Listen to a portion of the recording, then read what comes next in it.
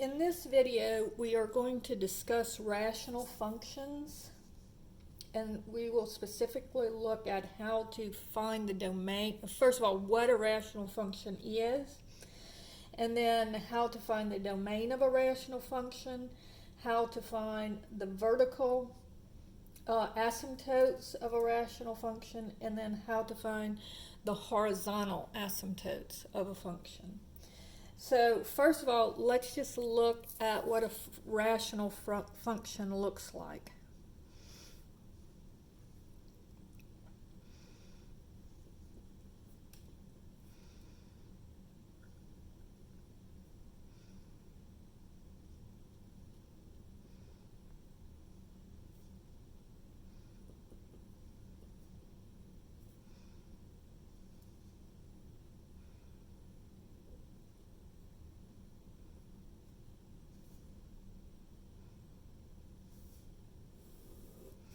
So it has a numerator that is a polynomial function.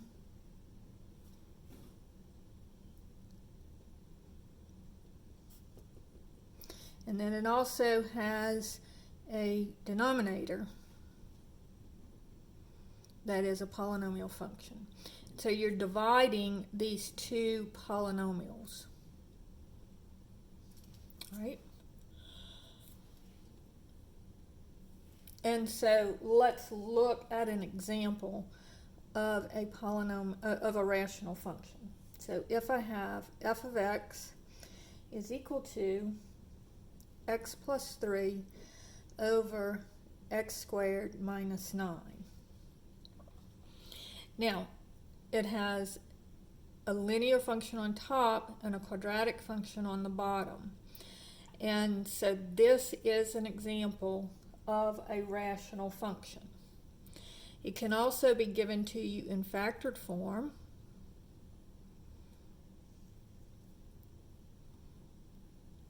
For x over 5 times x minus 1 times x minus 5.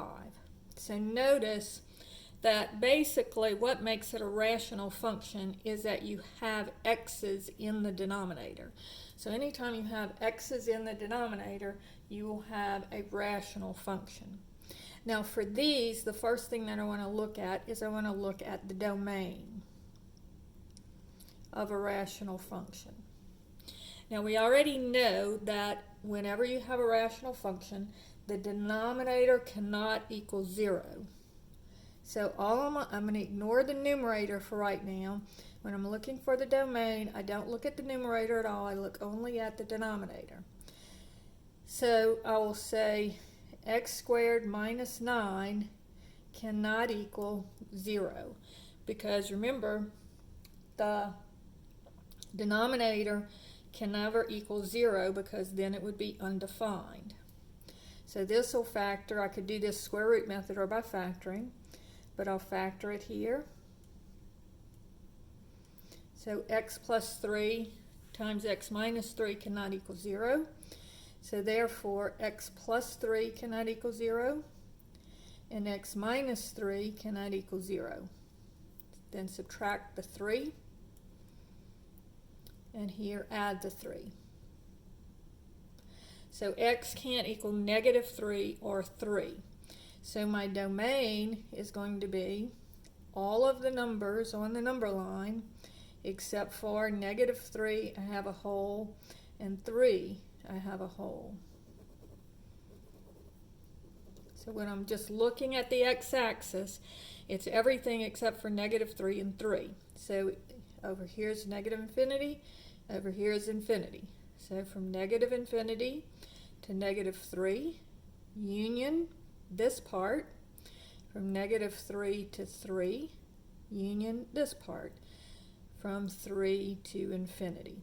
All right, so you have 3 different pieces of the graph here because you have 2 numbers, and so these 2 split it into 3 parts. So this part, and remember you always go from left to right, so negative infinity to negative 3, then negative 3 to 3, and 3 to infinity. And again, all of these will always be parentheses. All right? Looking at the second rational function. Again, I know that the denominator, 5 times x minus 1 times x minus 5, cannot equal 0. Now, this first factor is just 5. It doesn't have a variable. So I could say 5 does not equal 0, but that's true. It doesn't give me a value because there is no x there. So I can just knock that off. Then x minus 1 cannot equal 0. That has a variable in it, so I add the 1 to both sides. So x cannot equal 1. And x minus 5 cannot equal 0. So add the 5 to both sides, and x cannot equal 5. So on my number line, 1 and 5 are not allowed. So everything over here is allowed, everything in between is allowed, and everything over here is allowed. And again, negative infinity over here, infinity over here. So the domain here would be from negative infinity to 1, union, so that's this part. Now we're going to do the middle part, 1 to 5, and then we're going to do the end part, 5 to infinity. And again, you always go from left to right when you're doing the domain. All right, the next thing is looking at the vertical asymptotes. Now the vertical asymptotes are very similar to the domain, because this one in the domain it says the denominator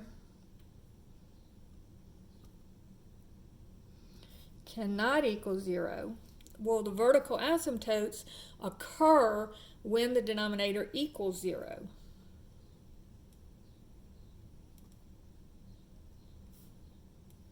Because that's where you have that jump over the vertical asymptotes.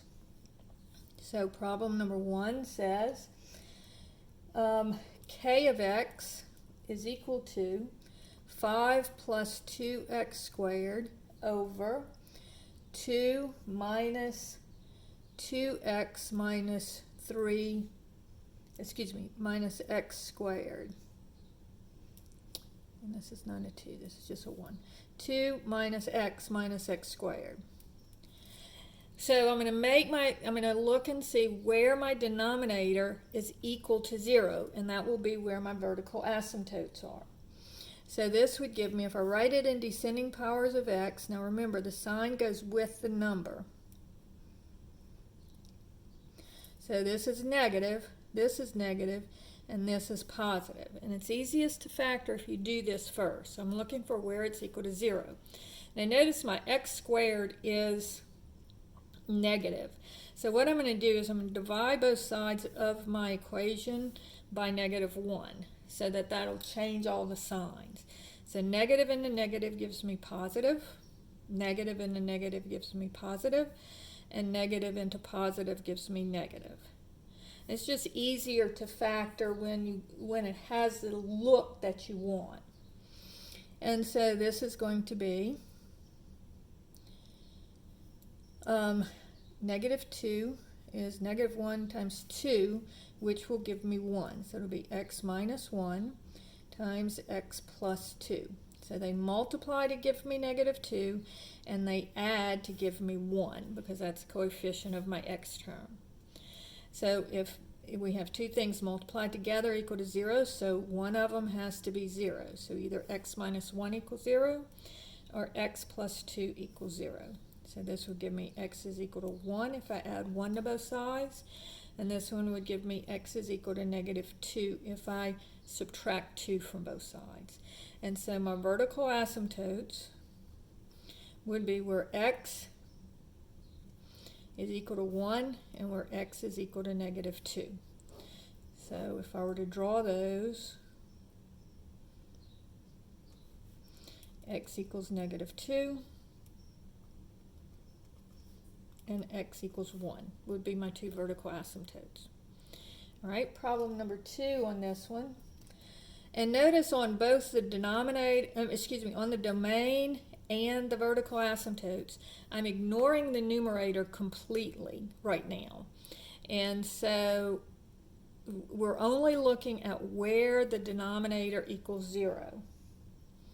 So if I have r of x is equal to x squared plus 2 over x squared minus 4x plus 3. All right, so here I want to know, where is x squared minus 4x plus 3 equal to 0? So I just look at the denominator, and it's where it's equal to 0. All right, and so this will factor into looking at the factors of 3. That would be 1 and 3. And that adds up to give me 4, but I want negative 4, so I'm going to change both of the signs.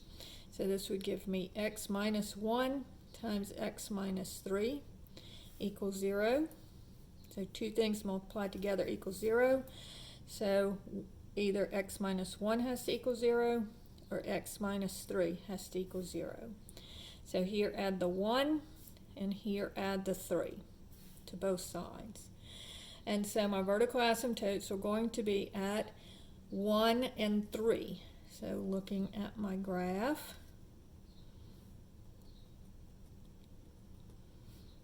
x equals 1 and x equals 3. All right, and so that is how you find your vertical asymptotes, by simply letting the denominator equal 0.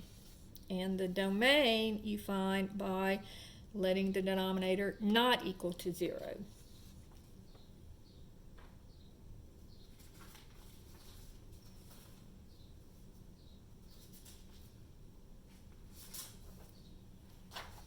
Sorry, it's just getting another piece of paper. Now, when you're finding the vertical asymptotes, there are instances where you have to look for removable discontinuities.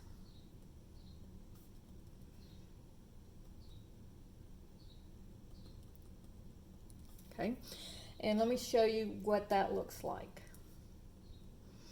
If I have f of x is equal to x squared minus 1 over x squared minus 2x minus 3. Now, if they ask, is there a removable discontinuity, you're going to actually factor both the numerator and the denominator. And so this is going to be, this is a difference of 2 squares, so x minus 1 times x plus 1. And then this one, negative 3, will factor into negative 1 times 3, and that gives me 2, but I want negative 2, so this will be plus, change both the signs, so it's plus 1 minus 2. Still multiply to give me negative 3, but they now add to give me negative 2. So this will factor into x plus 1 times x minus 3. Now, if you notice, both of these have the x plus 1 in both numerator and denominator. So I could cancel these and make my function x minus 1 over x minus 3, which is basically what I'm going to do. But if I look at the original function, my domain is still going to be where the original denominator is not equal to 0. And so here, my domain is still going to be x plus 1 times x minus 3 cannot equal 0. So that would be x plus 1 cannot equal 0, and x minus 3 cannot equal to 0. So this would be x cannot equal to negative 1, and x cannot equal to 3 if I add 3 to both sides. So on my number line, I'll have negative 1, 1, 2, 3. I'll have a hole here and a hole here, and everything else will be colored in. And so again, negative infinity over here and infinity over here. So in my original problem, The domain is from negative infinity to negative 1, union from negative 1 to 3, union from 3 to infinity. All right? And so that's my domain. However, because this is a removable discontinuity, the only vertical asymptote I'm going to have will be x is equal to 3, because this one is removable. And so when I draw my graph, and the vertical asymptote will be at 3, and this one might look a little weird. I'm just going to kind of show you what it might look like. But let's say that it looked like this. And this would be probably here. Yeah. Actually, here and here, probably. But anyway, regardless, when x is equal to negative 1, I'm going to have a hole in my graph. And then this one would be a vertical asymptote. And so the removal discontinuities is just a hole in the graph. All right? Problem number 2. If I have k of x is equal to x minus 2 over x minus 2 times x plus 2. Again, notice that the x minus 2 is removable. And so x minus 2 goes into x minus 2 one time. So I have 1 over x plus 2. And so here, even though my domain will be where the denominator is not equal to 0, so x minus 2 can't equal 0 and x plus 2 can't equal 0. This one is removable. So x cannot equal 2, but that's just going to be a hole. And x, if I subtract the 2, x cannot equal negative 2. This one will be a vertical asymptote. Okay? So those are the removable discontinuities. Then the last thing that we're going to talk about is the horizontal asymptotes.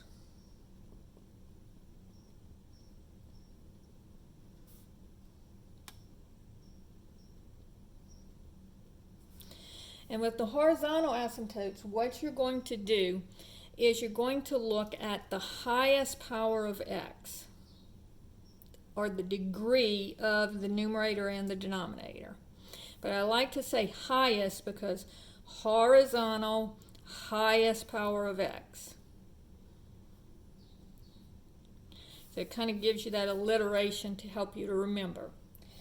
Now, if you have, let me give you an example, and we'll talk about it a little bit.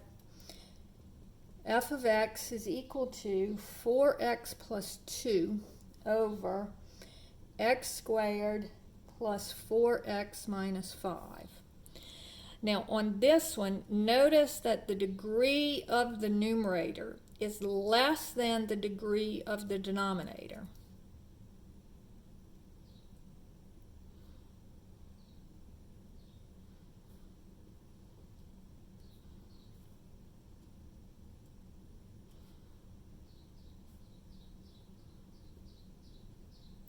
Then that means that my horizontal asymptote is just going to be the x-axis. So it's going to be where y equals 0. So if the numerator is less than the denominator, automatically you don't have to do anything. Horizontal asymptote, y equals 0. Problem number 2. If I have f of x is equal to 3x squared plus 2 divided by x squared plus 4x minus 5. Now notice here the degree of the numerator is x squared and the degree of the denominator is x squared. So if they are equal,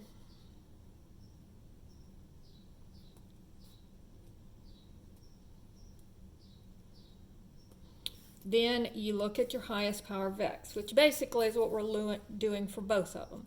But this one, the highest power of x is greater here, so it's going to be y equals 0. This one, I'm looking at my highest power of x.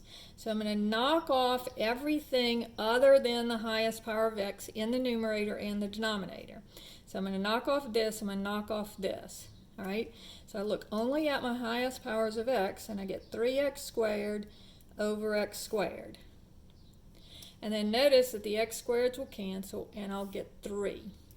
And so here, my horizontal asymptote is going to be where y equals 3.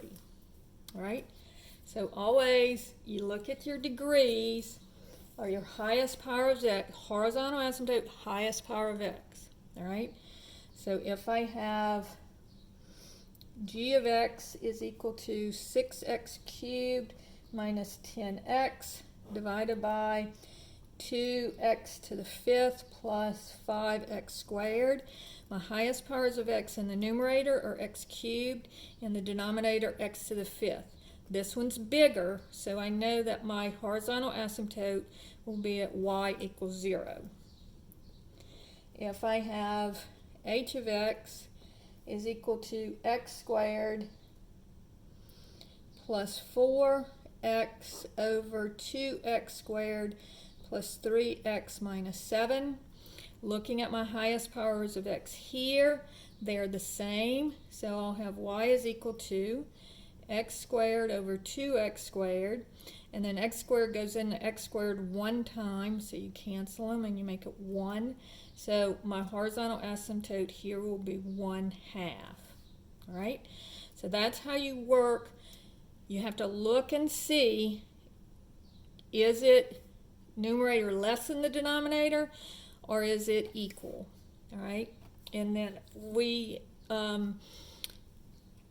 there is a possibility that the numerator will be greater than the denominator, but we don't know how to do that, so you won't have any of those on your homework. All right, so just to recount everything, when we're looking for the domain, we make the denominator not equal to 0.